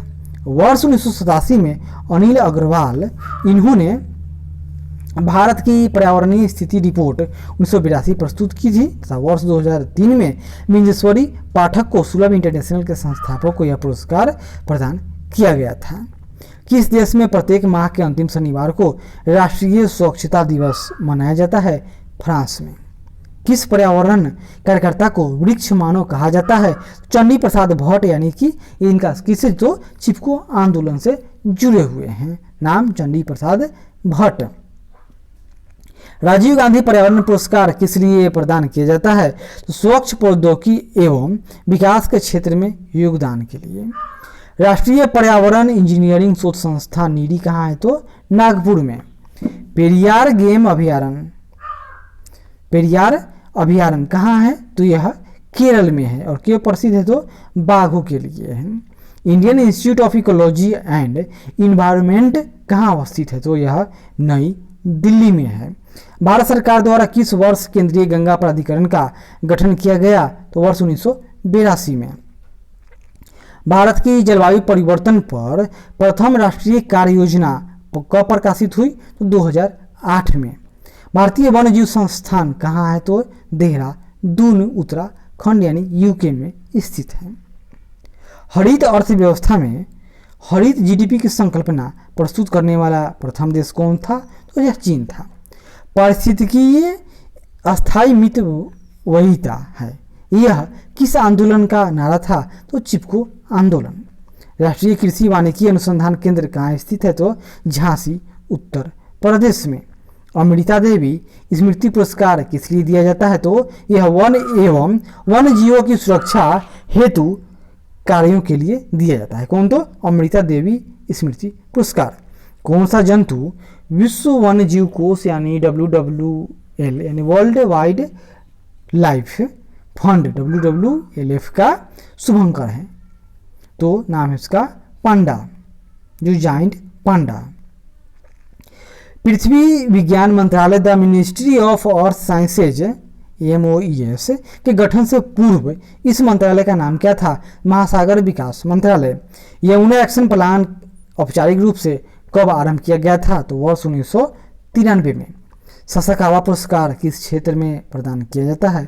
पर्यावरण संरक्षण एवं प्रबंधन के क्षेत्र में। कुछ आंदोलन हैं और उससे संबंध व्यक्त, जैसे चिपको आंदोलन यह मुख्य रूप से यूके यानी उत्तराखंड में चला था। यह बीज बचाओ आंदोलन था। सुंदरलाल बहुगुणा, गौरा देवी, चंडी प्रसाद भट्ट आदि इससे जुड़े हुए व्यक्ति थे। नर्मदा बचाओ आंदोलन, इससे जुड़े हुए व्यक्ति मेघा पाटकर, बाबा आमटे थे। मैथिली आंदोलन, यह कल्याण सिंह रावत इससे संबंध थे। बिश्नोई आंदोलन, संत जाम्बोजी, अमृता देवी बिश्नोई आदि से 28 व्यक्ति हैं। प्रथम पृथ्वी शिखर सम्मेलन कहाँ आयोजित किया गया था? रियो डी जेनेरियो ब्राजील में वर्ष 1922 में। अंतर्राष्ट्रीय सौर गठबंधन का प्रथम शिखर सम्मेलन किस शहर में आयोजित हुआ था? तो नई दिल्ली के राष्ट्रपति भवन में 2018 में। और इसका मुख्यालय कहाँ है? तो गुरुग्राम यानी कि गुरुग्राम या आज का गुड़गांव में है। और कृषि वैज्ञानिक AM स्वामीनाथन को UNEP द्वारा फादर ऑफ इकोनॉमिक इकोलॉजी की उपाधि दी गई है। अब आगे देखेंगे हम लोग कुछ सम्मेलन जो हुए हैं और उसके वर्ष तथा उसमें क्या क्या निर्णय लिया गया, देखते चलिए। पहला सम्मेलन है अंतर्राष्ट्रीय मानव पर्यावरण सम्मेलन, या इसका नाम है स्टॉकहोम सम्मेलन। पर्यावरण का इसको मैग्ना कार्टा भी कहा जाता है। यह कब हुआ था? स्टॉकहोम सम्मेलन 1972 में। इसका नाम है अंतर्राष्ट्रीय मानव पर्यावरण सम्मेलन। और इसका निर्णय क्या हुआ इसमें कि संयुक्त राष्ट्र पर्यावरण कार्यक्रम UNEP की स्थापना हुई। 5 जून को पर्यावरण दिवस मनाने का निर्णय लिया गया। मानव विकास और पर्यावरण के मध्य संघर्ष को कम करने की दिशा में किया गया यह प्रथम प्रयास था। दूसरा देखिए हेलसिंकी सम्मेलन, यह 1974 में हुआ था। इसमें सामुदायिक पर्यावरण की सुरक्षा पर विशेष ध्यान दिया गया। लंदन सम्मेलन, लंदन सम्मेलन 1975 में, इसमें क्या था? समुद्र में कचरे के निस्तारण पर का प्रतिषेध था। इसमें यूरोपीय वन्यजीव व प्राकृतिक निवास क्षेत्र संरक्षण सम्मेलन, तो यह कहाँ हुआ? यह बात है 1979 की। और इसमें क्या था? तो प्रजाति संरक्षण पर ध्यान देना था।